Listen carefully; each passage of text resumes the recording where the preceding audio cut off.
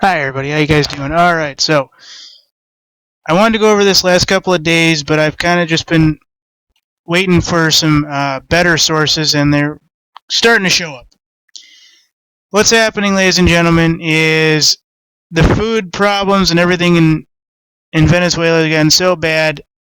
There have been mandatory and non-mandatory power outages, and so all of a sudden, this kind of like, everybody basically cleaning the herd, so to speak, or culling the herd.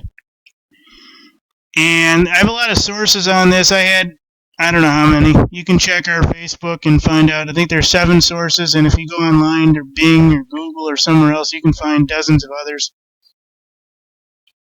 I'm just going to read the titles of this so that you guys get this. This is from BBC. Venezuela cuts working hours to tackle energy crisis. Venezuela rations electricity supply to shopping malls. Venezuela shutting down for a whole week thanks to crippling energy crisis. Let's see here. Not even certain how that's related. I got some weird thing. Huffington Post, oddly enough, took its source down, so I wonder how that got done.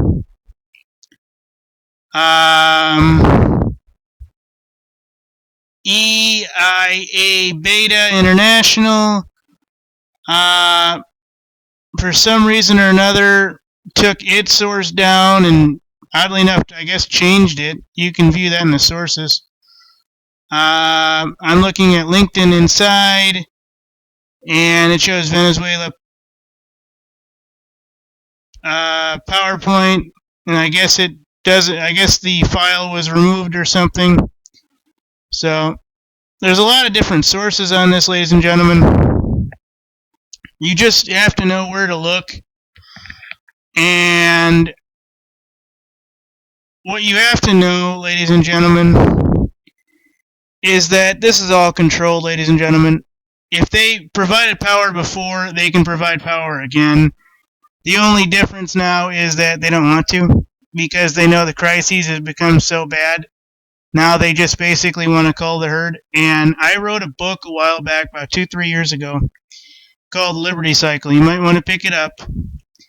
And it actually basically said how government services and everything get so stringent to where the government basically just stops the power altogether or allows it to come on and go off during certain times and do any number of other things to where things actually happen.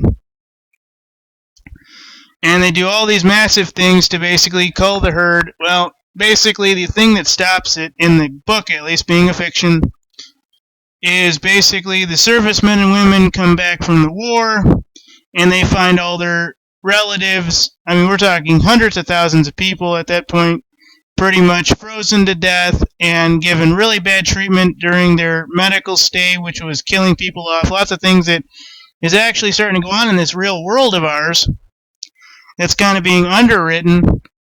And Venezuela is actually starting to go with the number one thing that I'm kind of going, wow, I'm wondering if somebody up high hasn't gotten a copy of my book and is actually writing the script for what we see day in and day out, to this degree. Because I'm literally looking almost page by page in my book, going, yep, that happened, yep, that happened, yep, that happened. And I didn't name any countries, but oddly enough, folks, I saw the meats that were lab grown. I mentioned that in line, and then I mentioned the riots. I mentioned how the police don't respond, and now how the power grid failures are going out, and how the outages are going on, and how it's basically all governmentally controlled, just to bring down everything, let everybody kill each other off, and in 5 or so years go in there and handle it.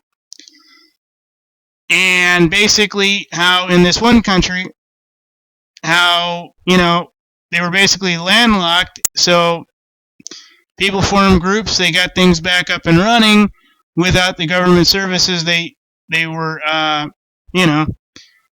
they were relying upon, and then basically everybody was going, well, there were confrontations where the government did show up. Well, where'd they go? And then the government was basically just waiting for these guys to get everything back up and running, and then they'd show up again, take over the institutions under, whatever faction was in control. They'd kill off the leadership, impose new leadership, some kind of clone or something else, and then basically do that. Well, that would be book 2 or book 3 in the series. But basically, the rebellion happened, and then these guys basically set up all the utilities and everything, so the government basically said, well, we don't have to do anything. We can just sit underground and wait for these guys to do this. And basically allow them to repair all the things that actually went into disrepair. So I don't want to give you all the goodies in the book, but basically, this is what's basically happening. The government basically stepped in, and now it basically stepped out, and now it's basically turning off all the utilities. And I'm amazed at how much this stuff actually is mirroring my book, folks. A little bit into what this is saying, Venezuela says it will cut working day for public sector workers to 5.5 hours to conserve energy, down to 8 to 9 hours. President Nicolas Maduro government launches plan will force more malls to shut down for hours to generate their own power. People in Washington, D.C. thought they had problems when the mayor of Metro Rail closed 24 hours on Wednesday for repairs. Basically, Nicolas Maduro announced all workers will need to take extended 5-day Easter holiday to conserve power. Lots of other things, folks. So I'm actually really surprised on how this actually shadows my book almost immensely. So